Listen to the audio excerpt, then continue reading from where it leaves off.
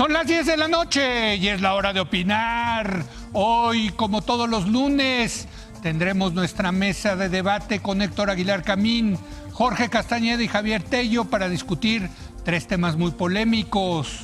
Primero vamos a arrancar con el análisis del lamentable tiroteo en El Paso, Texas, que tuvo lugar el pasado fin de semana y que refleja el discurso de odio y racismo promovido desde la Casa Blanca por el presidente Donald Trump de Estados Unidos. Después vamos a debatir sobre qué hacer en Centroamérica, qué está pasando en particularmente Guatemala, Honduras y El Salvador, que ha llevado a miles de centroamericanos a buscar refugio en México y luego en Estados Unidos. ¿Qué hacer con Centroamérica? Y para terminar, vamos a hablar de la llegada de Boris Johnson al poder en el Reino Unido de la Gran Bretaña e Irlanda del Norte, tras la renuncia de Theresa May, y cómo piensa enfrentar el Brexit este nuevo primer ministro. Así que quédese aquí en Foro TV, que ya comenzó la hora de opinar.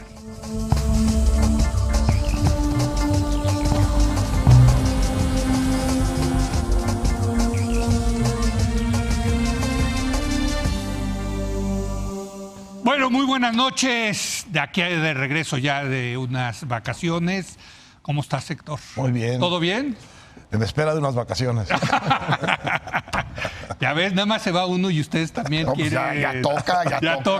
Ya les va a tocar. Jorge, ¿cómo estás? Buenas noches. Bienvenido, Leo. Javier Tello, Leo. muy buenas noches. Bienvenido. Gracias por sustituirme en estas 2 semanas. Gracias. Y bueno, también antes de comenzar, agradecer a mis compañeros Mario Campos y Julio Patán por haber conducido la hora de opinar durante mis vacaciones, y desde luego le reitero de nuevo a Javier Tello durante los lunes. Bueno, vamos a empezar con el tema migratorio. Y la verdad es que íbamos a hablar del tema migratorio, de lo que está pasando entre México y Centroamérica, el apoyo que pretende dar el gobierno de México a Centroamérica como una respuesta para resolver el tema de la migración, cuando se nos atravesó este fin de semana esta terrible tragedia en El Paso, Texas. ¿Qué decir al respecto? Los últimos números hablan de 9 muertos, si no me equivoco, bastantes heridos, mexicanos, a eso me refiero, de un tipo que llegó, que vino desde Dallas, Texas, con toda la intención de matar a las personas, y se vino hasta El Paso, Texas, para matar la mayor cantidad de mexicanos posibles. Es un tema de racismo, es un tema que tiene que ver con el control o la falta de control de las armas en Estados Unidos. En fin, tú escribes hoy al respecto, Jorge. Pues sí, Leo, es una tragedia, primero, que nos afecta directamente por tratarse de mexicanos. Correcto. La tercera parte, un poquito más de la tercera parte. En segundo lugar, porque es un nuevo episodio de tiroteo o de mass shooting en Estados Unidos, que por cierto está vinculado o tiene lugar el mismo día que el de Dayton, Ohio, donde murieron 9 norteamericanos. El caso del Paso, es especialmente interesante, no solo porque se trata de mexicanos, que es lo que nos puede interesar más a nosotros, pero para un serbio también puede resultar interesante, porque el asesino, ya está prácticamente confirmado, posteó un manifiesto racista, antimexicano, antihispánico, hablando de la invasión hispana de Texas, 1 hora antes de cometer esta barbarie. Y eso ya establece un vínculo muy difícil de negar, de cercenar, entre el discurso del odio y el pasar al acto, que es el gran dilema de estas cosas, porque pues es muy fácil decir, es que como son racistas, pues es lógico que maten a la gente. Bueno, pero hay muchos racistas en el mundo que no matan gente, y hay mucha gente que es asesinada por otros que no son racistas. Pero el vínculo específico no es fácil de establecer. En esta ocasión parece que sí está muy claro. Y además, como el tipo no perdió la vida en el tiroteo, sino que lo capturaron vivo y ya empezó a hablar, como dices, él mismo confesó que escogió ese lugar porque había muchos mexicanos.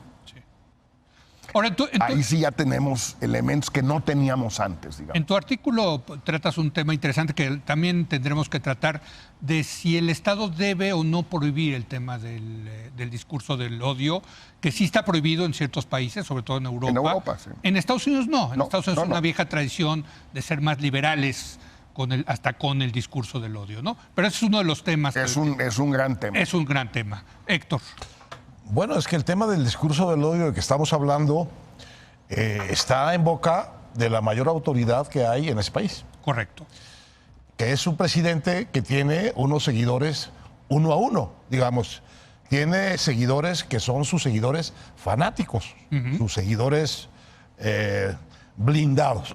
De manera que el discurso del odio del presidente de Estados Unidos contra mexicanos, vamos a empezar a decirlo, a lo mejor contra alguien más, pero contra mexicanos, vamos a empezar a decirlo con claridad. Con toda claridad. No es que sea la causa, como dice Jorge, del asunto, pero qué duda cabe de que es el entorno en donde a un loquito, a un psicópata, se le ocurre que quien tiene la necesidad psicológica o psicopatológica de matar y se prende con relativa facilidad ese discurso. ¿Por qué? Porque ahí está. Porque está en la boca de la autoridad mayor de ese país y de una enorme cantidad de seguidores de este señor. Pasaron, junto con las primeras noticias de esto, la repetición de un discurso en donde decía Trump, nos están invadiendo, ¿qué vamos a hacer? ¿Qué pueden hacer nuestros buenos y decentes policías frente a esta invasión, a esta cantidad de gentes?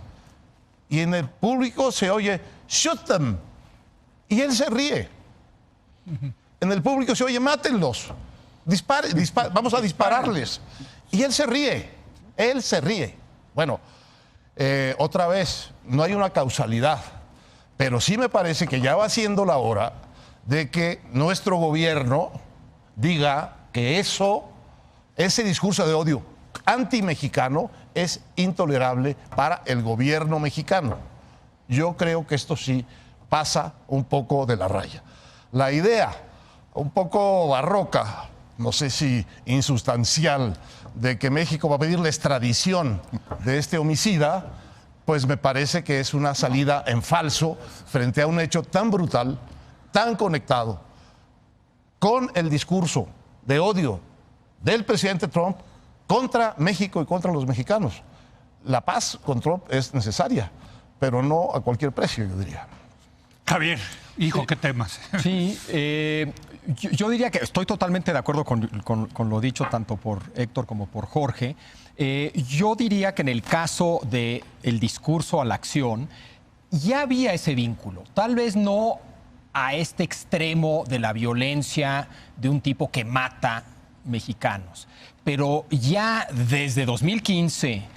desde la campaña de Trump con su victoria, ese discurso antimigrante, ese discurso nativista, ambas cosas, uno dentro del otro tal vez, pero ambas cosas, ya estaba teniendo un impacto en las acciones de las personas.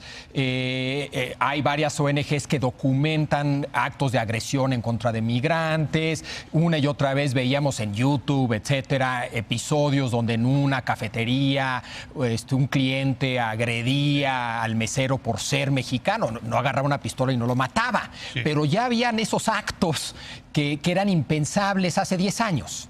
Es decir, ese discurso tanto nativista como antimigrante, porque el nativismo es en contra de ciudadanos americanos. Es decir, una cosa es estar en contra del que llega y otra cosa es el que es americano, ciudadano americano y que puede ser de tercera generación, pero resulta que tiene un origen distinto a uno que se piensa que es el verdadero y se le rechaza por eso, ¿no?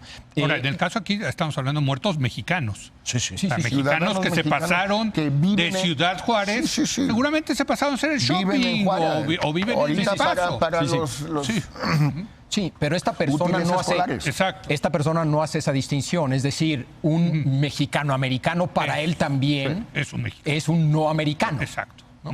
El lado nativista y también el lado antimigrante. A mí también siento que vamos a ver de aquí a las elecciones este discurso muy presente, porque por un lado Trump es el discurso que le permite conectar con su base electoral y por el otro lado los demócratas le van a entrar al tema.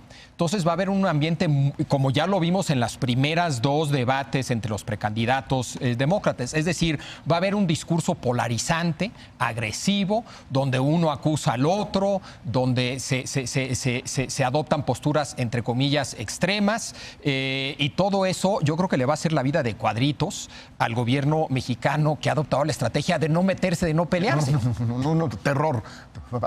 Terror, pero y tú lo dices hoy. El gobierno de México, bueno... Pero desde el gobierno pasado. Sí. O sea, hay que decirlo, no es nada más de este gobierno. Por eso lo planteo. Sí. Mira, hay dos elementos adicionales que vale la pena... nos va a tocar con mayor gravedad porque hay dos sectores que serían víctimas naturales del discurso del odio de Trump y donde ha habido matanzas, pero que Trump no va a recurrir a ese discurso del odio, que son los judíos. Y la masacre de Pittsburgh, la sinagoga, y los gays, y lo de Parkland, o cerca de Orlando, pues. Sí.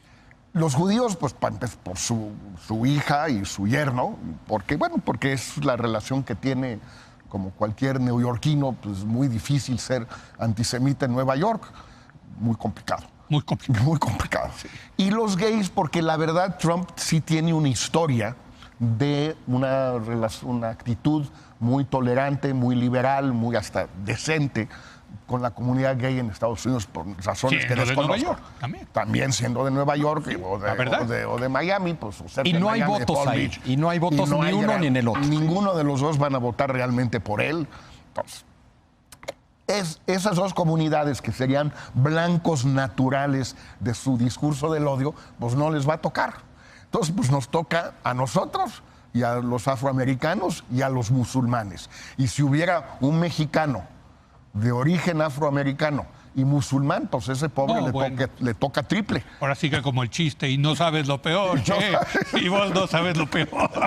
Pero digo, sí la cosa viene muy pesada, mucho más pesada de lo que hubiéramos podido pensar, incluso con la famosa escalera mecánica del 2015 de Trump, porque realmente sí esto le reditúa y ya se ha vuelto casi una costumbre suya. No, es como la alacrán y la ranita. No puede. No puede, y yo creo que pensar que va a cambiar es inútil pensar que va a cambiar. Aquí el tema es el gobierno mexicano, ¿no? O sea, el gobierno mexicano... O sea, finalmente el gobierno mexicano, tanto con Peña como López Obrador, han sido, vamos a ponerlo muy cautos, sino cobardes en el tema de enfrentarse a Donald Trump, ¿no? El gobierno mexicano es su obligación de proteger a los mexicanos que están fuera del país. Esto que dice Javier es muy importante. Aquí estamos, pues, en un extremo loco, delirante, criminal de un tipo que quiere matar hispánicos.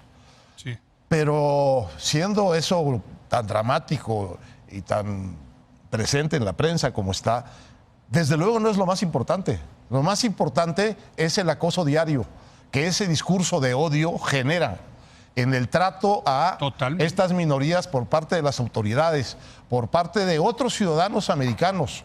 El discurso de odio genera un estado y un sentimiento de miedo en gente que está viviendo ahí, pues ilegalmente, pero no delincuencialmente. De manera que yo creo que es la hora que el gobierno mexicano tome nota de que sus connacionales están corriendo un riesgo en Estados Unidos, viviendo bajo la atmósfera del discurso de odio que crea el discurso del candidato presidencial de Estados Unidos, que es su discurso favorito, como dice Jorge, y que probablemente, como dice Javier, irá ascendiendo los grados de maltrato, de discriminación, de opresión, de violación de leyes, de derechos y derechos humanos en esta comunidad. Y de eso yo sí creo que el gobierno mexicano debe llevar un censo muy puntual y establecer un sistema de quejas hacia el gobierno americano y un sistema de información de que esto está sucediendo. Y si esto va a costar un pleito o una molestia con el gobierno americano, con el presidente Trump, pues que lo cueste, porque de otra manera es auténticamente dejar a toda esa comunidad de millones de mexicanos expuestos a una atmósfera de odio, de discriminación, de molestia que puede ser infernal. Pero cuando dices que le cueste a México, es que México sí tiene mucho que perder en esto. O sea, finalmente creo que tanto el gobierno de Peña como el gobierno de López Obrador entendieron que se puede perder mucho en términos económicos para México. Desde luego está el tema de los aranceles, del tratado, de etcétera.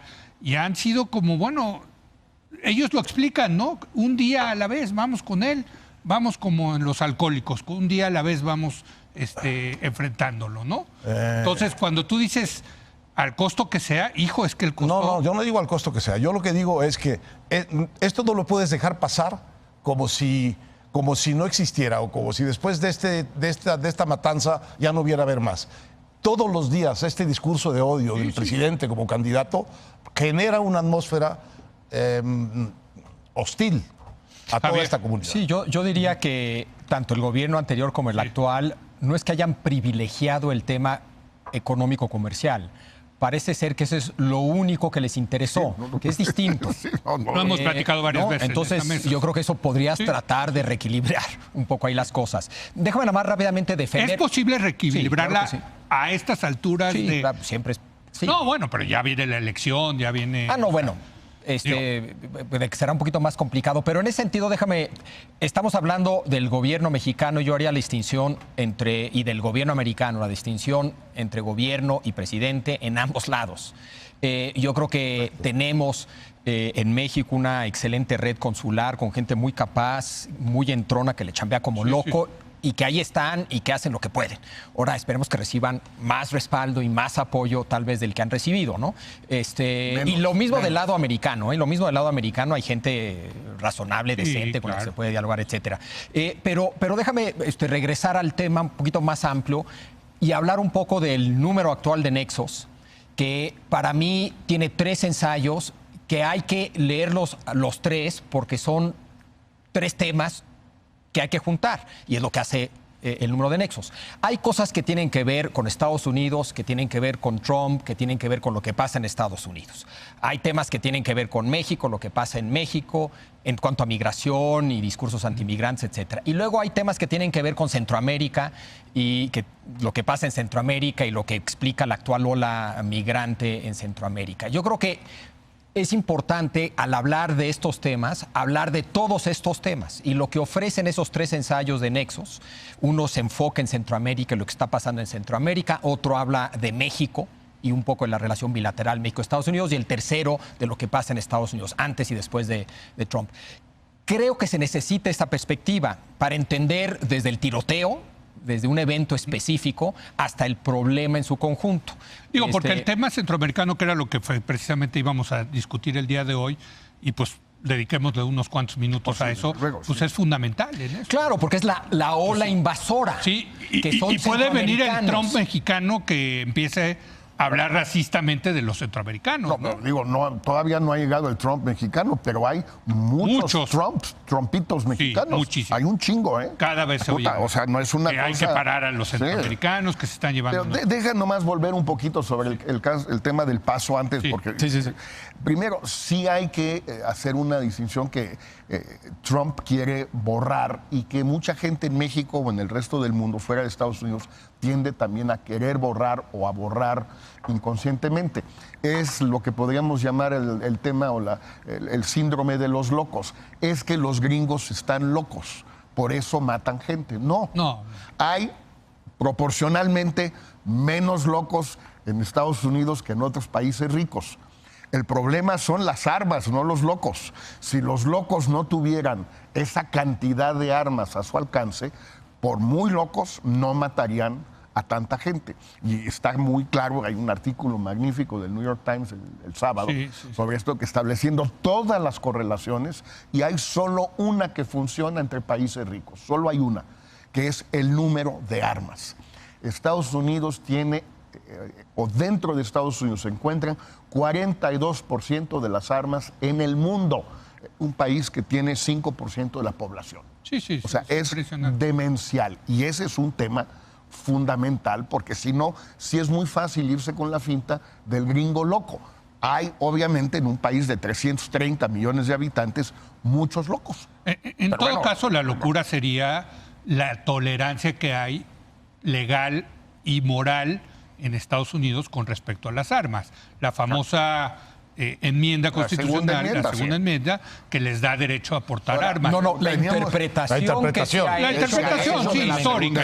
Totalmente de acuerdo. Pero ahorita, mi punto, yo como liberal, que soy, ya saben que soy bien liberal, pero aquí sí tengo aquí sí pongo mi rayita.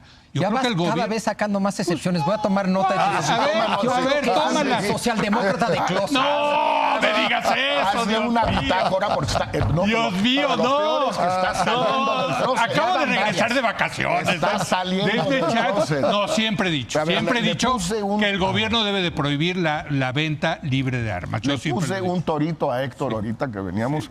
A ver, ¿cuáles son? Hay solo 3 países en el mundo cuya constitución garantiza el derecho a poseer armas. ¿Cuáles son?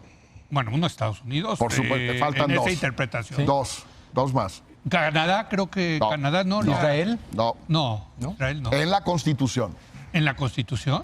México y Guatemala. Les voy a leer el artículo 10 de la Constitución mexicana. Dice, los habitantes de los Estados Unidos mexicanos tienen derecho a poseer armas en su domicilio para su seguridad y legítima defensa, con excepción de las prohibidas por la ley federal y de las reservadas para el uso exclusivo del Ejército, Armada, Fuerza Aérea. Bueno, pero si la restringe. O sea, sí dar el derecho, pero también Tienen la el restringe. derecho de... No, pues, todas. Esa es la ley, es Sí, constitucional. Sí, la- Es el Tienen único- derecho a poseer el armas en su único domicilio. país del mundo con Estados Unidos y Guatemala. En la constitución. ¿No deberían Único. echarse una reformita? ahora, ¿No deberían echarse una reformita en contra de esto? ahora, en México hay muchas armas que son que entran de contrabando No, sí, y son pues, ilegales. Sí, La, hay muchas la pregunta Estados es, Unidos y ¿cuáles nos son los encanta. 3 países No, está bien. No, que bueno, permiten en su pusieron constitución? Sí. Pues sí, Guatemala, debería- México y debería Estados de haber Unidos. una reforma, exacto. ¿Eh? Bueno, pero terminemos con el tema Sí. centroamericano. No, yo perdón, te- Pepe. volvamos a- Volvamos. sí, yo bueno, te- hagamos una pausa y regresamos con ese tema. bueno, Regresamos no en sé. un momento más.